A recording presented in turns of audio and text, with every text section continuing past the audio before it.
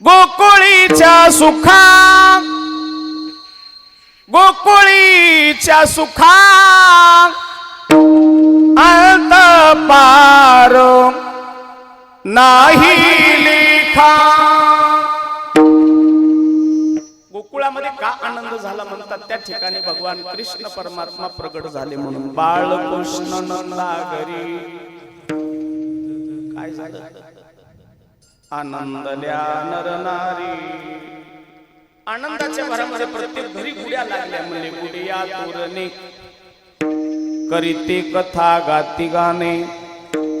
बाळकृष्ण नंदाघरी आनंदल्या नर नारी. तुकोबाराय म्हणले त्या छंदामध्ये माझं मन मोहून गेलं. तुका मने छंदे मन मोहिले गोविंदे.